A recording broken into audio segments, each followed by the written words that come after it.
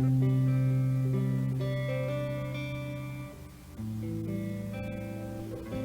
a paz do Senhor, igreja. Tudo bem com vocês? Como é que vocês estão? Animados para ouvir a palavra de Deus? Irmãos, antes de eu fazer algumas considerações, eu quero que você abra sua Bíblia, 2 Reis, capítulo 4. Quero agradecer a oportunidade ao pastor Marcelo, que Deus venha te abençoar, o seu ministério, a sua igreja, a sua casa. Também quero agradecer pela vida do Amós Laurindo, esse homem de Deus que há tão pouco tempo a gente entrou em contato, né? E tem sido muito maravilhoso, cara. Que Deus venha te honrar. E ontem, Amós, aquela tarde, ontem na Assembleia, muito gostosa, uma noite de correria ontem, eu ainda tinha mais 2 eventos ainda. Quando eu cheguei em casa, eu comecei, tomei um banho e comecei a me arrumar. E Deus soprou uma palavra, e é a palavra que eu vou pregar hoje. E a palavra era obediência. E Deus mandou que eu falasse isso para você. Aonde Deus quer te levar, você só permanece, você só muda se você tiver obediência, Amós. Que essa palavra vai entrar no teu coração. E é tema da minha mensagem. O tema da minha mensagem vai ser: a obediência gera bênção. A obediência gera bênção. Então vamos estar lendo do capítulo 4, do verso 1 ao verso 7. Assim lemos a palavra do Senhor. Certo dia, a esposa de um dos discípulos dos profetas procurou Eliseu e disse: seu servo, meu marido morreu. O Senhor sabe que ele era um homem temente ao Senhor, mas agora os credores vieram cobrar as dívidas dele. E eles querem levar meus 2 filhos como escravo. Verso 2. O que eu posso fazer por você? Perguntou Eliseu. Diga-me, o que você tem em casa? E ela respondeu: não tenho nada, a não ser uma vasilha de azeite. Verso 3. Então vá a todos os vizinhos e amigos e peça-lhe que emprestem muitas vasilhas vazias, disse o profeta. Depois entre em sua casa com seus filhos e feche a porta. Derrame aquele azeite que a senhora tem em cada vasilha vazia e vá colocando de lado as que estiverem cheias. Verso 5.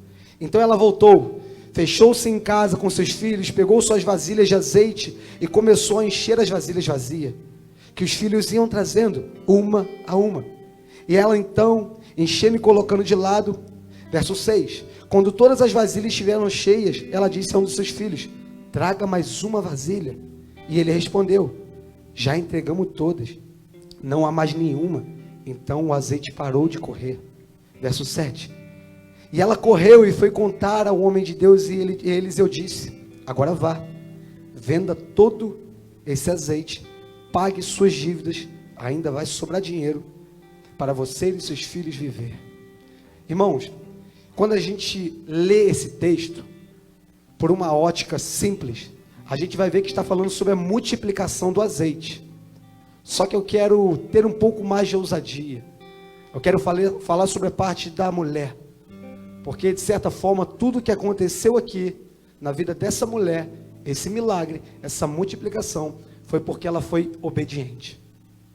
Ela poderia ter negligenciado o que Eliseu disse para ela. Mas não, ela ouviu e praticou. Isso é muito interessante. Porque muitas vezes a gente ouve a palavra de Deus, mas não pratica. Mateus capítulo 7, verso 21 vai dizer: nem todo aquele que me diz Senhor, Senhor, entrará no reino dos céus, mas sim aquele que faz a vontade de meu Pai. No verso 22 vai dizer: todo aquele que ouve e pratica a minha palavra será comparado a como um homem prudente, que alicerça sua casa na rocha. Então não adianta nada ouvir e não praticar. Ouvir e só deixar por ouvir. Só que é interessante, irmãos, que começando o texto, quando ela vai dizer que uns rapazes estavam indo atrás para pegar os filhos dela, e esse contexto bíblico se encontra lá em Deuteronômio, no capítulo 15, do verso 1 ao verso 18, vai nos explicar melhor o porquê disso. Naquela época, era correto pagar os seus débitos na venda de si próprio ou na venda de seus filhos, porque o marido dela morreu. Vejamos que ela tem 2 problemas: ela está viúva e está sem condição. Então, quando a gente olha isso e a gente olha para o texto, a gente vê que o Eliseu, ele teve uma ação bondosa. O Eliseu foi um homem bondoso. Porque ele poderia muito bem ter feito o quê? Ela chegado para ele e ele falado, vai orar, vai caçar uma solução. Mas não. A primeira palavra de Eliseu é, o que eu posso fazer por você? Irmãos, aqui entra um questionamento muito interessante. Se a gente durante esse tempo se diz homem de Deus, se diz profeta, se diz mulher de Deus e alguém está necessitando de alguma coisa e chega para a gente não pode ajudar, a gente tem que começar a rever nossos conceitos. Porque Eliseu, um profeta usado por Deus, a primeira palavra que ele diz para ela, como eu posso te ajudar? Isso deveria ser a palavra do nosso dia a dia, quando vem alguém angustiado, alguém deprimido, alguém sem direção, alguém amargurado pela vida. O que nós temos que fazer? O que eu posso te ajudar? E Eliseu diz isso para ela. Só que quando a gente olha para a Bíblia, é interessante que os profetas, eles se levantam para servir. Só que tem muito profeta que não quer servir. Tem muito profeta que acha que o dom é só para ele e não entendeu que o dom é para servir o próximo. Não adianta eu pregar, não adianta eu cantar, se eu não sirvo o próximo, se eu não amo o próximo. Porque o que Deus libera sobre a sua vida não tem a ver com a sua vida, mas tem a ver com abençoar o próximo. É algo que dá continuidade. Deus faz na sua vida para que você derrame sobre a vida de outra pessoa. Então, se você está retendo o que Deus liberou sobre a sua vida, uma hora Ele vai te cobrar. Uma hora Ele vai dizer, e aquilo que eu liberei sobre a sua vida? Era para você ter abençoado outras pessoas. Era para você ter abençoado outras vidas. Quando eu olho para esse texto, irmão, eu fico encantado. Porque quando a gente vai ver a vida de Paulo, Paulo serviu. Paulo, ele pregava o evangelho, mas em todo momento o centro não era ele, o centro era Cristo. E Paulo ajudava o próximo. Algumas das cartas de Paulo, Paulo preso, e mesmo assim, o amor no coração dele fazia com que ele escrevesse mesmo estando preso, porque ele queria saber como aquelas pessoas estavam. O amor de um profeta. Isso tem que cativar no nosso coração, não só profeta. Estamos num tempo, pastor, que as pessoas acham que só quem tem que amar é o pastor. Só quem tem que fazer é o líder. Só quem tem que adorar é os adoradores. Irmão, se a tua mente está voltada para isso, você está bem longe do Evangelho de Cristo. Vou te ser sincero. Adorar é independente das circunstâncias. Fazer o bem ao próximo é quando o teu dia está mal, mas é independente disso. Como é que você chegou aqui essa noite, irmão? Eu não sei, mas Deus sabe como é que está seu coração. Às vezes você pode sair daqui e a palavra que Deus botar no seu coração, você liberar sobre a vida de alguém, vai trazer um direcionamento. Às vezes vai ser alguém que está tentando se suicidar, alguém que está sem rumo na vida, e essa palavra que cativou no seu coração, que você se alimentou, que se nutriu dela, você libera sobre outra vida. E seguindo o texto, Eliseu pergunta para ela, o que você tem em casa? Olha a pergunta para ele. Ele vira para ela e fala, o que você tem em casa? Irmãos, e meditando nessa palavra, sabe o que Deus toca no meu coração? Antes de Deus enviar o recurso, Ele vai usar o que você tem. Ele vai usar o que você tem. Só que ao nosso olhar a gente não tem nada. Ao nosso olhar a gente só tem agonia, angústia. Eu fico muito feliz porque hoje eu posso presenciar o meu pai e minha mãe me vendo pregar a palavra de Deus. Irmão, eu tenho 1 ano e pouco de evangelho. O que Deus tem feito na minha vida tem sido coisas sobrenaturais. Eu sou muito grato pela minha mãe, pelo meu pai, porque no momento que estava tudo desabando, no momento que de certa forma as pessoas olhavam para minha mãe e perguntavam, cara, os filhos que você tem não prestam. Só que eu tenho certeza que Deus virou para minha mãe e falou, Maria, o que você tem em casa? E minha mãe disse, eu tenho oração, porque eu sou uma mulher de oração. Mãe, pai, eu amo vocês. Daqui em diante eu quero honrar a vida de vocês, porque eu já te dei muito desgosto. E hoje em dia isso para mim é gratificante. Muito obrigado por acreditar em mim. Muito obrigado. E também quero agradecer a vida das pessoas que Deus tem botado no meu caminho. A Isabela, minha namorada, o Alex, a Júlia. Amizade de propósito, pastor. O Amós também, que se aproximou e foi muito bacana a aproximação. E quando eu estava trabalhando na Casa do Biscoito, me mostraram um vídeo do Amós pregando, e eu estava começando a caminhar. Eu falei, cara, eu quero fazer isso. E o Amós pregando, eu falei, cara, que bacana. E eu tive a oportunidade de sentar e tomar um café com esse homem de Deus. E para mim é muito gratificante. Só que seguindo o texto, quando ele vai dizer, o que você tem em casa? Irmão, essa noite você pode ter chegado aqui, sabe como? Com uma dor. Mas eu tenho uma solução para você. Se você tem dor, Ele é o médico dos médicos. Se você chegou aqui com problemas, irmão, Ele é mestre em resolver problema. Olha a minha vida, eu era um problema e Ele resolveu. Mas se você chegou aqui com fraqueza, eu lembro de Paulo. Paulo, em um momento que ele subiu ao céu, e ele desce, e foi lhe dado uma carne, um espinho na carne, e Paulo vira, Senhor, tira de mim, porque dói muito. E o Senhor diz para ele, a minha graça te basta, e o meu poder se aperfeiçoa na sua fraqueza. Então, se essa noite você chegou fraco, irmão, Deus vai te tornar forte. Para a situação que você enfrentar lá fora, você enfrentar de pé. E se enfrentar de joelho, vai ser orando. Porque a gente de joelho é maior do que qualquer problema, irmão. Só que se você chegou aqui também com pouca fé, eu tenho algo genial para você. A Bíblia vai dizer que se você tiver a fé do tamanho do grão de mostarda, você move a montanha. Então a pergunta é, irmão, o que você tem em casa? O que você tem no seu coração? Às vezes, ao nosso olhar, o que a gente tem é pouco, é o nada.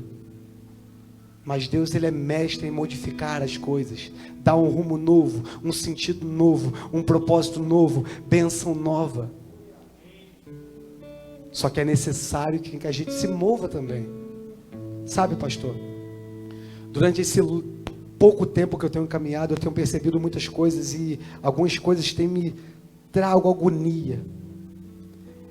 É uma geração que tem tudo para viver o melhor de Deus, mas trocamos os valores, quebramos princípios. Deus não quer saber de quantidade, irmão. Deus não quer saber de igreja lotada. Deus quer saber de um coração sincero e pessoas que oram. Porque o que mais tem hoje em dia são igrejas cheias de pessoas vazias. Pessoas que têm 10, 7, 5 anos na caminhada e não entendeu o seu propósito ainda. Hoje em dia, se eu perguntar para você, cara, o que te motiva a acordar cedo? O que te motiva a vir para a igreja? O que te motiva a ofertar na casa do Senhor? O que te motiva? Por que você faz isso? A gente tem vivido de qualquer forma, sem rumo, sem direção. E a gente vai em oração e pede a Deus, Deus me abençoa. Sendo que a gente não obedece a Deus. Somos desobedientes. Quantas vezes eu pedia para Deus, Deus, eu preciso disso, eu necessito disso. Ele, não é assim que funciona. A gente acha que Deus é um mágico da lâmpada. Quando eu quero, eu vou até Ele e peço. E na minha cabeça Ele tem que fazer. Porque esse sou eu. A minha ignorância não compreende que se eu obedecer, Ele abençoa. Mas se eu desobedecer, traz consequências. E a consequência da desobediência é a morte. É perder o seu propósito. Irmão, quando eu falo morte, não é física, porque para mim a pior morte que tem é a morte espiritual. É tu estar na igreja, está todo mundo sentindo tudo, e você não sente nada. Aí você se torna o quê? Um leproso dentro da igreja. Por quê? 2 sintomas que a lepra causa. Ela deixa a sua pele insensível.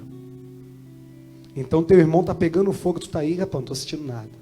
Esse cara está na carne. O cara está rodando, está falando em línguas. Ao ver dessa pessoa que está leprosa, você é um cara maluco. Mas é porque ela já morreu espiritualmente. Ela não consegue sentir o que tu está sentindo, irmãos. Por isso que a gente canta. Por isso que a gente glorifica. Por isso que a gente exalta o nome dele. Porque, embora outroras estávamos leprosos, mas Ele nos curou. E o segundo sintoma da lepra é pela fala que pega, se contamina pelo ar. Quem são essas pessoas dentro da igreja? São aquelas pessoas que não acreditam no teu sonho, pastor, que vêm para te afrontar, que vêm para trazer uma palavra totalmente ao contrário do que tu quer viver. Tu tem planos, tu tem propósito. Você quer estabelecer algo, a pessoa diz, cara, não faz não. Eu imagino o quanto Amós deve ter ouvido isso. Quantas pessoas viraram para o Amós, não faz não, cara. Tu vai se dar mal. Mas sabe o que eles esquecem? Que nós estamos debaixo de uma palavra. Quem chamou a gente não foi homem qualquer, foi um Deus. E se Ele chamou, a palavra dele não volta atrás. Deus não é Deus de confusão. Vocês acham que essa pandemia pegou Ele de surpresa? Quantas coisas Ele liberou sobre a vida de vocês, vocês acham que não vai se cumprir por causa de uma pandemia? É um Deus todo-poderoso, Ele sabe de todas as coisas. Mudar o que Ele disse está ligado à sua imutabilidade. Ele não muda o que Ele disse sobre a sua vida, independente do tempo, independente das circunstâncias, vai se cumprir, mas é no tempo dEle, irmão. Só que as pessoas estão olhando para você e estão falando assim, não vai dar certo não. E Deus está trabalhando, e Deus está trabalhando, e Deus está trabalhando. Só que quando acontece, irmão, as pessoas batem no teu ombro. Amém, cara, Deus te abençoou, né? O que mais tem é isso, pastor. Pessoas que batem no teu ombro, mas estão prontas para te derrubar, para estar no seu lugar, porque não entenderam o Evangelho. O Evangelho, irmão, não é sobre conquistar. O Evangelho é sobre suportar.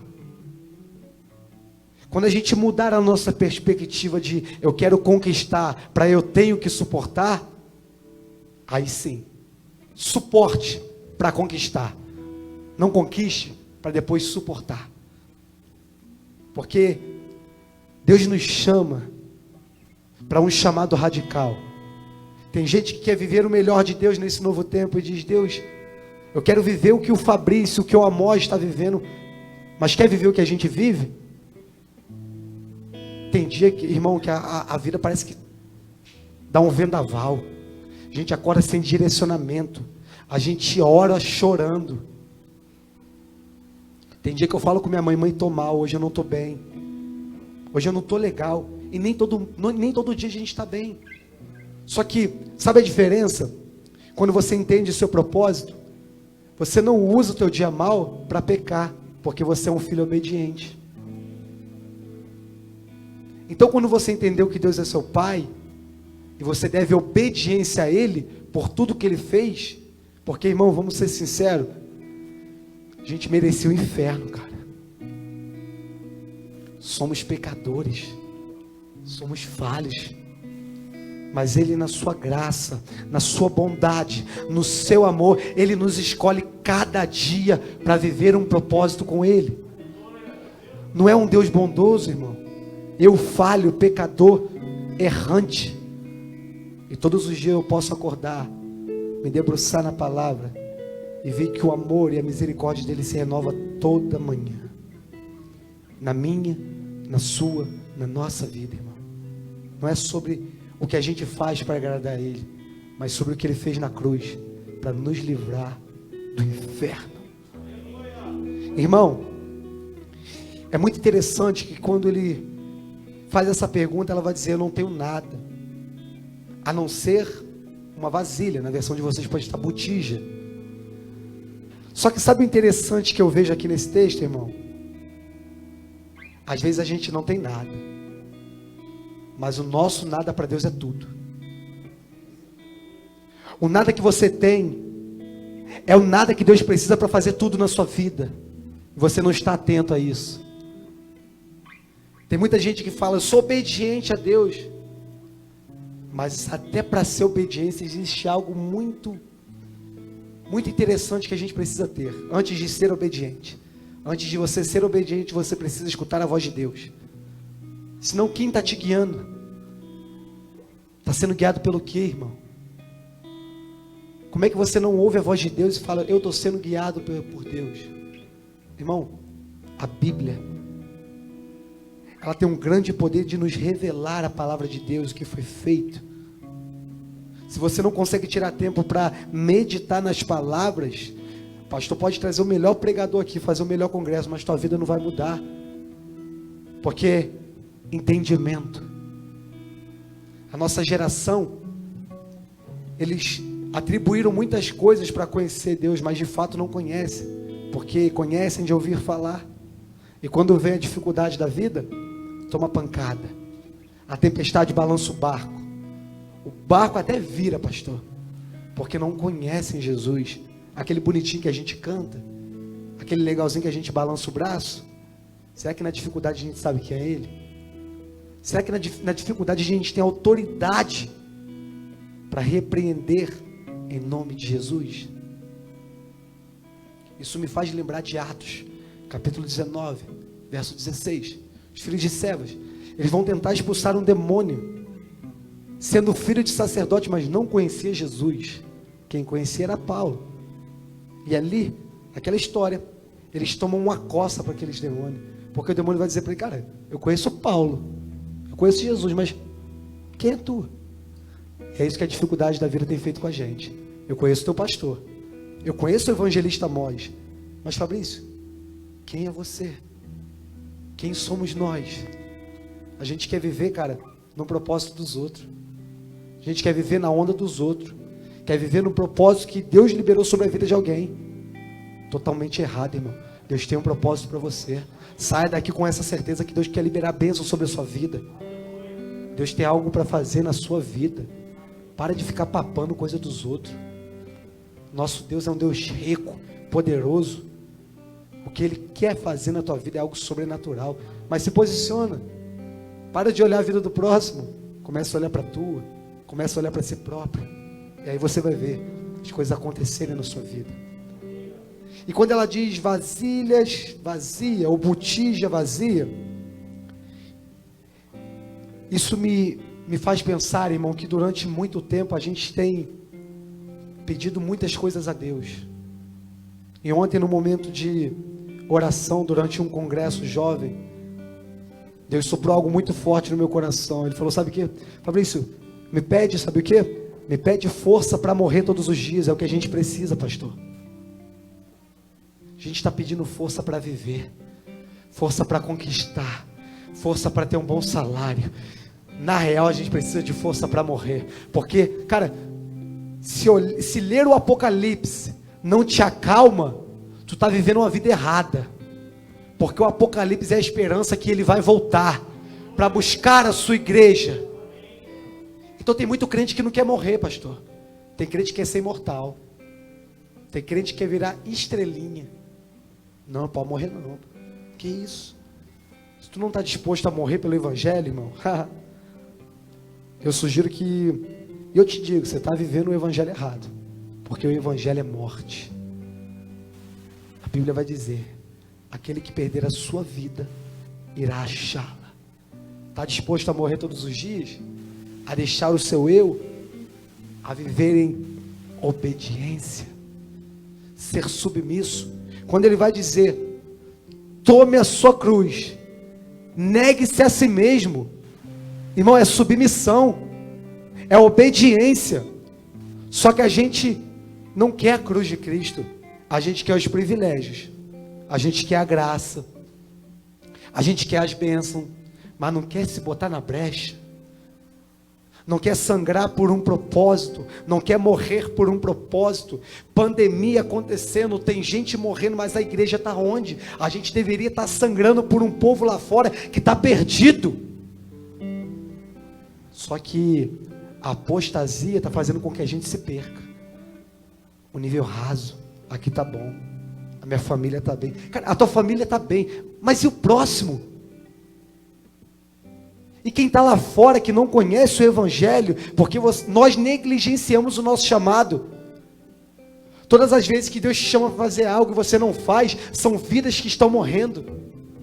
O evangelho no Brasil é muito medíocre, irmão, me desculpa o termo, porque lá fora tem gente morrendo por isso. Tem gente que eles botam a faca no pescoço e falam: você vai negar a sua fé? Ele diz: eu não vou negar. Será que a gente tem essa disposição, Amós? A ponto de botarem a faca no nosso pescoço e dizer, nega a tua fé. Eu vou dizer, não, eu não nego, porque eu sou obediente. Será que a gente está disposto a isso? Porque botar a Bíblia debaixo do braço é fácil, irmão. O difícil é viver as Escrituras. O difícil é viver o que Deus tem pra gente. O difícil é viver em obediência. É difícil, irmão. Não é fácil. Só que existe um propósito muito além das dores, das dificuldades, dos lutos. E durante esse tempo, eu vi muita gente se mobilizando para ajudar o próximo. Toda segunda-feira, pastor, eu saía para entregar sopa. Eu com alguns amigos, e as pessoas me perguntavam, cadê a igreja? Cadê a igreja? E eu me perguntei, cadê a igreja? Onde é que nós estamos? Por que tu pega crente lendo e falando assim, nós somos a casa, nós somos igreja? Irmão, se você for na tradução mais próxima da Bíblia, vai dizer, vós sois santuário. Santuário é parte do templo. Então você isolado, você é uma parte amputada da igreja, que morreu, que vai apodrecer. Porque se reunir sem propósito, para quê? Para que cultuar sem um propósito, né, pastor? Tem para quê, irmãos? Cultuar sem propósito? Só apenas para balançar o braço? Só apenas para fazer um culto? Não. Tenho certeza que tudo que tem sido gerado aqui é porque existem homens de Deus que estão dispostos a perder a sua vida pelo Evangelho, estão dispostos a jejuar, estão dispostos a orar, estão dispostos a sacrificar o seu tempo. Mas alguém teve que se sacrificar, né, pastor? Alguém tem que orar. Nossa geração não quer orar. Alguém tem que botar a mão na massa. Por isso que a Bíblia vai dizer, muitos são chamados, mas poucos são escolhidos.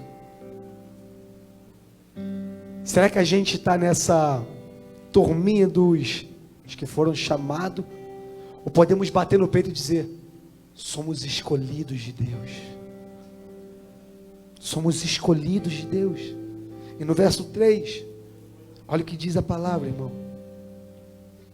No verso 3 vai dizer, então vá a todos os vizinhos e amigos, e peça que empreste muitas vasilhas vazias, disse o profeta.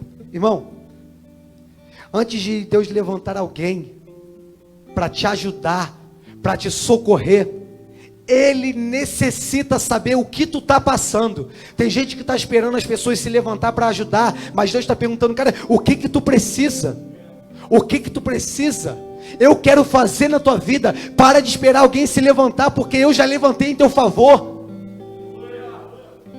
E a gente está igual aquele povo no Egito, esperando Moisés se levantar, pastor. Isso corta o meu coração, irmão. Por que não pegar e fazer? E Deus está sussurrando no nosso ouvido, cara, eu quero fazer, mas tu não ouve minha voz, porque a gente se acostumou a alguém pegar e fazer para a gente. Então a gente está sempre esperando alguém fazer, porque a gente fala o quê? É a provisão de Deus. Deus vai enviar alguém. E se eu te disser, irmão, que para a dificuldade que tu está passando, pelos teus problemas, Ele está se movendo, Deus está se movendo, Ele não quer levantar ninguém, Ele mesmo quer resolver o teu problema. Deus tem honra maior do que isso? Deus quer resolver o seu problema? Mas tu está falando para a pessoa errada, está buscando no lugar errado. E é muito interessante, irmão, porque todas as vezes que a gente se levanta para levar o nosso problema para alguém, a gente sempre se frustra, pastor, infelizmente, porque às vezes as pessoas não correspondem à altura, e a gente fica decepcionado. Mas se a gente tivesse levado para Deus, não teria decepção, porque Ele resolveria na hora. E a gente procura recursos humanos para resolver um problema que só Ele pode resolver. A gente procura remédio para uma doença que só a oração cura, só o pôr a mão, só o jejuar, só o estar no monte clamando. Estamos trocando pelas coisas do mundo. E Deus chateado com a gente, porque Ele está falando, eu quero enviar a provisão da minha parte, mas vocês estão perdidos embaixo. quero resolver isso. Porque eu nunca vi, pastor, alguém que foi obediente a Deus se decepcionar. As pessoas sim, elas se decepcionam porque elas imaginam coisas que Deus vai fazer, mas não está no alcance, Ele não quer fazer aquilo. E às vezes a gente vai para Deus: Senhor, eu preparei isso para o Senhor. E Ele nos pergunta: foi isso que eu te pedi? Tem muita gente querendo fazer muita coisa, e Deus está pedindo isso aqui, pastor. Deus está pedindo, sabe o quê? Abre mão da imoralidade. Abre mão do relacionamento que não vai te levar para frente. Abre mão daquelas amizades que estão te levando para um lugar que não presta. Abre mão da bebida. Abre mão dos vícios. Mas será que a gente está disposto a obedecer? Será? Será que a gente está disposto a abrir mão das coisas que a gente mais deseja, mais almeja, mais segura e retém? Será que a gente está disposto? Será que se Deus falasse isso para tu hoje, essa noite: abre mão do teu serviço, porque a provisão que eu tenho para tu é bem maior. Será que você abriria mão, irmão? Vamos ser sinceros. A gente entraria em dúvida, pastor, porque a nossa geração não aprendeu a viver pela fé. Quem vive pela fé se move pela fé, e a fé vem através da provisão de Deus. Quando tudo está dizendo ao contrário, Deus está dizendo: eu estou provendo, as coisas estão acontecendo. Não é o que eles dizem, mas é o que eu estou fazendo, e está se movendo. Só que a gente quer ver, a gente precisa ver, a gente precisa estar enxergando aquilo que está acontecendo. Se a gente não vê, não está acontecendo. Quantas orações nossas, a gente orava chorando, parecia não dar resultado, mas estava acontecendo, e Deus estava movendo as circunstâncias. E num belo dia, a gente se pega vivendo aquilo que a gente estava orando, e a gente pode ver a graça de Cristo, Ele dizendo para a gente: você me pediu, meu filho, e eu estava montando tudo isso para te abençoar. Porque um pai quer abençoar um filho. Eu não falo sobre prosperidade, irmão. Eu não falo sobre ter um carrão da hora. Eu não falo sobre ter uma casa. Não é errado. O errado é quando você bota isso no centro. O errado é quando você quer entrar no evangelho para almejar isso. Eu quero entrar no evangelho para conquistar uma casa boa. Virou um comércio? Não, irmão. É muito além disso. Entra no evangelho para mudar a tua vida de uma forma que você tenha paz quando vá dormir. Que você possa ver sua família feliz quando você chega em casa e fala: glória a Deus, meu filho estava na igreja, não estava na boca de fumo, não estava com traficantes. Porque, irmão, as circunstâncias da vida, elas são cruéis. E a gente escuta muita gente falando nesse tempo: Deus ama o pecador, mas odeia o pecado. É a frase mais clichê que eu já ouvi. Quem vai para o inferno, Amós? É o pecado ou o pecador? É o pecador. Não tem como negociar princípios. Não tem como querer um avivamento quebrando princípios. Quer avivamento, mas não lê a Bíblia. Quer avivamento, mas não ora. Quer a bênção de Deus, mas não conhece Deus. Grita o nome dele, mas não sabe quem é ele. Precisamos voltar para a realidade. Precisamos voltar para as Escrituras, irmão. Isso aqui é a nossa bússola. Isso aqui tem que nos guiar, irmão, durante as dificuldades. E seguindo o texto, no verso 4 vai dizer, no verso 4, depois, entre em sua casa, com seus filhos, e feche a porta. Derrama aquele azeite que a senhora tem em cada vasilha vazia, e vá colocando de lado as que estiverem cheias. Irmão, sabe o que Deus está dizendo para a gente essa noite? Quer a bênção dele? Esvazia o teu natural, que Deus quer te encher sobre o sobrenatural. Tem muita gente, pastor, que está cheio, mas está cheio de coisa do mundo. Está em Gombaiacu, falta pouco explodida na igreja. E quer coisa de Deus, eu quero algo de Deus. Não vai não, porque se ele te encher de alguma coisa, isso estoura. Agora se esvazia para tu ver. Seja cheio do Espírito Santo. Ande em santidade, ande direito. Tenha uma base bíblica. Viva uma vida de oração, uma vida de renúncia. A obediência, ela gera intimidade. E a intimidade, ela gera bênção. Todas as vezes que a gente for para Deus em intimidade, Ele sabe escutar a nossa voz. Ele escuta a nossa voz. Às vezes é um choro. Nas nossas noites, a gente chora, fica triste pelas circunstâncias que passamos. Mas Ele está cuidando, irmão. Também não é sobre a nossa lágrima. Tem gente que está sacrificando demais e Deus não está pedindo nada de sacrifício. Nada. Deus está dizendo, cara, só me obedece. Para de sacrificar. Me obedece. Só que obedecer é difícil. Obedecer nos traz dor. Obedecer faz com que a gente se livre de pessoas. Não perca. Se livre de pessoas. Porque Deus nos dá livramento. Quando Ele pede para que a gente abra mão de uma amizade, é porque Ele sabe que aquela amizade vai te afastar do propósito que Ele tem para a sua vida. Isso é fato. Se eu não tivesse me afastado das amizades que eu tinha, certamente hoje em dia ou estaria drogado, ou estaria traficando, ou estaria bebendo essa hora. Mas por conta da minha obediência, estou na casa de Deus falando sobre a palavra que transformou a minha vida e sobre o evangelho que transforma, o evangelho que transforma vidas. E eu falo sobre o sangue de um cordeiro que ainda lava, que ainda purifica, que ainda restaura, que ainda troca a veste. Sua veste está suja? O sangue do cordeiro te purifica e torna suas vestes brancas. Então, para que a gente viva o sobrenatural, é necessário se esvaziar do natural. Como é que está a tua botija hoje, irmão? Essa noite? Ela está cheia de coisas de Deus ou está cheia de coisas fúteis? Dá uma revisada aí, irmão. Chega em casa e se pergunta, se questiona. Do que você tem se nutrido. O que você tem visto, o que você está lendo. Com quem você está conversando. Amém? E seguindo o texto, no verso 5 vai dizer: então ela voltou, fechou-se em casa com seus filhos, pegou a sua vasilha de azeite e começou a encher as vasilhas vazias, que os filhos iam trazendo, uma a uma. E ela enchendo e colocando de lado. Verso 6.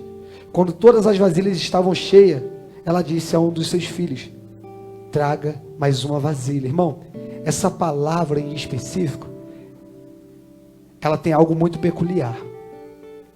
Essa palavra, traga mais uma vasilha, tem a ver com a questão da fé que aquela mulher tinha. Tinha acabado as vasilhas, mas ela queria mais. Ela queria mais. E quanto mais eles trouxessem, mais teria azeite multiplicado ali. O azeite só parou de multiplicar porque não tinha mais botija. É assim Deus na nossa vida, irmão. Deus quer multiplicar na sua vida. Mas será que as nossas botijas estão vazias para receber a bênção do Senhor? Será de fato, irmão? Às vezes Deus quer derramar algo tão lindo, tão novo sobre a nossa vida, só que a gente está desatento. A gente não sabe o que Deus está dizendo para a gente. Porque é necessário, amados, durante esse período, levantar um profeta para dar um direcionamento. Irmão, o véu foi rasgado. Você pode se achegar a Ele. Você pode conversar com Ele. Você pode pedir a Ele. Só que a questão é, você está disposto a pedir, mas será o que Ele liberar sobre essa vida, você está disposto a obedecer? Tem gente que essa noite, amós, pode pedir uma bênção do Senhor, mas será que você está disposto a renunciar o pecado? Você está disposto a abrir mão daquilo que está te roubando de Deus? Ele libera, mas só se você for obediente. Só se você abrir mão das coisas que estão roubando Deus do centro da sua vida. A centralidade do Evangelho não é o homem, é Cristo. É Cristo, sempre foi. Um Evangelho que é voltado para o homem é um Evangelho raso, um Evangelho de pecado, um Evangelho medíocre. O Evangelho é a cruz de Cristo. Para a gente deveria bastar. E seguindo o texto, no verso 6, quando diz: quando todas as vasilhas, olha isso, irmão, quando todas as vasilhas estiveram cheias, ela disse a um dos seus filhos: traga mais uma vasilha. E ele respondeu: já lhe entregamos todas, não há mais nenhuma. Então o azeite parou de correr. Mas o azeite só parou de correr porque não tinha onde botar mais. As bênçãos de Deus só param na nossa vida se a gente quiser, se a gente negligenciar. Sabe por causa de quê, pastor? Quando a gente olha para a Bíblia, Pedro, por mais radical que ele fosse, Pedro era um homem obediente. Jesus chamou Pedro para ser pescador de homem. Em Atos, capítulo 2, verso 40, Pedro já está exercendo. Qual é o nome disso? Obediência. Pedro, você está pegando peixe, mas eu tenho algo muito melhor para você. Eu quero te fazer pescador de homens. Em Atos, Pedro está exercendo isso. Apóstolo Paulo, um homem que perseguia. Capítulo 9 de Atos, quando indo para Damasco, ele tem um encontro com Jesus, sua grande conversão. Dali em diante, o apóstolo Paulo se torna alguém obediente. E a obediência de Paulo fez ele o maior missionário implantador de igreja.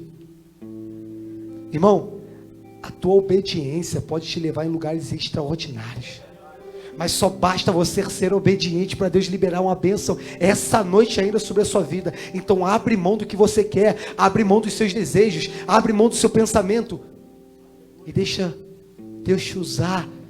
Deixa Deus mover o sobrenatural na sua vida. E as pessoas ao seu redor vão se perguntar: como é que está acontecendo? Da onde veio a provisão? E a resposta é: veio porque eu sou um filho obediente. E obediência é um princípio. Ela começa dentro da sua casa. Ela começa na sua igreja. Se você quer ter um ministério e você é alguém desobediente, você não vai conseguir ter. Você precisa ser submisso à sua liderança, ao seu pastor, que é alguém que foi levantado por Deus para te guiar. Se fosse assim, não tinha pastor. Nossa geração vai na internet, compra um diploma de teologia, pronto, está se auto-pastoreando, está se auto-mutilando, está se auto-sabotando. Porque Deus levantou pessoas prudentes para nos direcionar. Deus levantou pessoas prudentes para apontar o caminho para a gente. Só que a gente, na nossa ignorância, acha que podemos tudo. Existe um tempo, irmão, dentro do propósito. Para que o que Deus tem que fazer na tua vida se cumpra, existe um tempo determinado, não é no nosso tempo, é no tempo de Deus. Tem gente que está berrando com Deus, está gritando para Deus: Deus, eu quero saber. Ele: não é assim. Para, não é assim que funciona, irmão. Não é assim que funciona. É no tempo dele. É Ele que libera a bênção, é Ele que abençoa, é Ele que cura se quiser, é Ele que livra se quiser. Não é sobre o que a gente quer, irmão, mas é sobre o que Deus quer. Então, para de se botar no centro e bota Cristo no centro para você ver se sua vida não vai mudar radicalmente. Uma geração, Amós, que grita. Eu nunca vi uma geração que tanto grita. Só que, cara, quem muito grita, uma hora perde a cabeça, Amós. Uma geração que grita, mas grita tanto, irmão, quero te dizer algo. Quem grita é porque está longe, cara. Uma geração que para chamar a atenção de Deus está gritando. Agora quem é próximo, até um choro, Deus sabe o que está passando. Para de gritar para Deus, irmão. Chega mais próximo. Tem gente que está de longe: Deus, eu preciso disso, e Deus se aproxima. Para de gritar. Eu quero mover algo sobrenatural na tua vida, mas está gritando muito, está desesperado. Nem sempre gritar, irmão, é sinônimo de intimidade, mas pode justificar um desespero na tua vida. Você tem gritado? Clamar é diferente de gritar. Você tem gritado? Ou você tem se achegado a Cristo na sua intimidade, dobrando o joelho, conversando com Ele, porque Ele é nosso Pai, e dizendo: papai amado, eu necessito tanto de uma mudança na minha vida, eu preciso tanto de um direcionamento novo, Pai, porque o mundo está dizendo que eu sou alguém que não vai dar certo, mas o que o Senhor tem para dizer para mim? E essa noite Deus está dizendo para a gente: vocês são meu filho amado. O que o mundo diz não tem importância, mas o que importa é o que eu digo, porque a última palavra vem de Deus e não do homem. Então se contente com o que Deus diz sobre você, não o que o homem diz sobre você. O que Deus diz é muito maior, irmão. A palavra de Deus, ela é direção. A palavra de Deus, ela é vida. A palavra de Deus, ela é lâmpada para os nossos pés. Mas a palavra de Deus precisa estar no nosso coração. Salmo 119, verso 11. Guardei as tuas palavras em meu coração para que eu não peque contra ti. Aonde está a palavra de Deus? Muitas pessoas, pastor, está na estante. Tem gente que chega em casa, abre os Salmos no verso 91 e não sabe nem o que está dizendo, achando que aquilo ali vai livrar ele do mal. O que vai te livrar do mal é a tua obediência. Não adianta nada abrir a Bíblia se tu não sabe o que a Bíblia está dizendo. Isso é hipocrisia. Agora, quando tu tem fundamento na palavra, tu usa a Bíblia com autoridade, que não vem de você, mas que vem dos céus, e Deus libera sobre a sua vida. Amém? Seguindo o verso 9, para a gente terminar, verso 7, e olha que interessante. Ela correu e foi contar ao homem de Deus, e Eliseu disse: agora vá, venda todo o azeite e pague suas dívidas. Ainda vai sobrar dinheiro para você e seus filhos viverem. Irmãos, se vocês forem obedientes, a bênção que Deus vai liberar sobre a sua vida vai ser tão grande, que ela vai transbordar e vai atingir outras pessoas que estão próximas a você. Porque quem anda com o profeta, a vida tem que mudar. Quem anda com o homem de Deus, a vida tem que mudar. Quem ora, a vida tem que mudar. Deus está dizendo para a gente essa noite: está disposto a me obedecer? Se estiver disposto a obedecer a Deus, Ele está disposto a liberar uma bênção sobre a sua vida, que vai transbordar e vai atingir outras pessoas, vai atingir outras vidas, vai abençoar outras vidas. Quando você achar: Deus, eu não tenho da onde tirar, Ele traz a provisão e ainda abençoa outra vida, e você diz: da onde veio isso? Ele lá de cima dizendo: é minha provisão, meu filho, basta me obedecer para viver minhas bênçãos. Então o que a gente aprende através desse texto aqui: a obediência, ela gera bênção, e a desobediência gera morte, gera confusão. Então, irmãos, quer andar durante esse período de pandemia, ande em obediência, porque muitas das vezes o mundo vai tentar nos calar, as vozes vão tentar aguçar a nossa audição. O diabo é sujo, irmão. Tem muita gente que está conquistando as coisas e está achando que é de Deus. Nem sempre o que tu conquista é de Deus, irmão. Tenho que te dizer isso. Tem coisa que a gente conquista e a gente está se automutilando, porque a gente está comprando um carro novo, um celular novo para financiar o nosso pecado. Não use a graça para financiar o seu pecado. Para de atribuir a conquista como bênção de Deus, e quando tu não consegue, tu fala que é o diabo. O diabo tem nada a ver com as tuas escolhas. O problema é que a gente, às vezes, pastor, quer botar a mão onde não alcança, e bota a culpa no diabo. E está ele dizendo: cara, não tenho nada a ver com isso, foi tu que escolheu. Tem gente que está falando que o diabo está acabando com a vida, mas não sai do botequim, não sai da imoralidade, não sai do adultério, não volta o seu coração para a palavra. E é o diabo que está bagunçando. E eu termino aqui com uma ilustração. Existe o meio termo, pastor. Existe o lado do bem e o lado do mal. O lado do bem, onde está Deus, os seus anjos. Para a gente é o céu. O outro lado é o lado do diabo, onde está a imoralidade, as luxúrias da vida, as coisas terrenas. E existe o crente que está no meio, que ele não sabe se é crente ou é desviado. E ele está ali. Ao ver desse ser humano, a vida está boa, a vida está tranquila. Mas, irmão, eu tenho algo para te dizer essa noite. Se você não se converteu, se você não vive com Cristo com essa certeza, você está no meu termo. A Bíblia diz: quem não está comigo está contra mim. Não existe meu termo. E sabe por que o diabo não bagunça a tua vida? Porque tua vida já está bagunçada, porque tu está onde ele quer. Tu acha que o diabo vai mover alguma coisa para te derrubar do muro?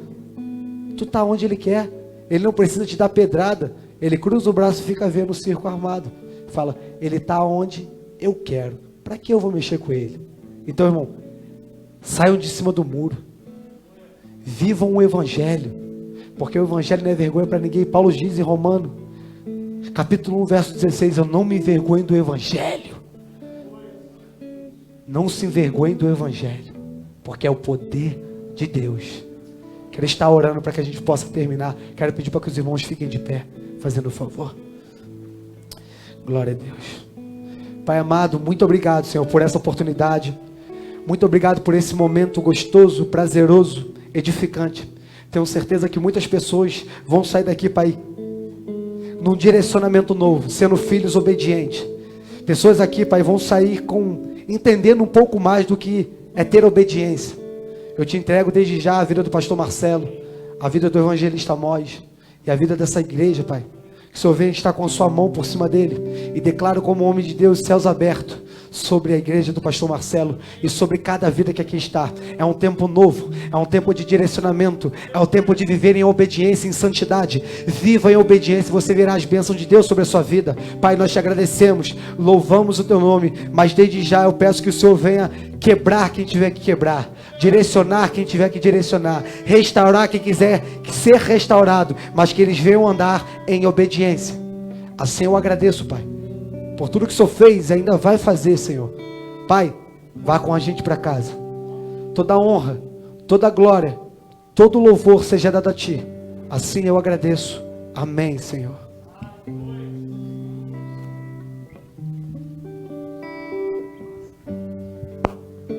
Entre no quarto e feche a porta.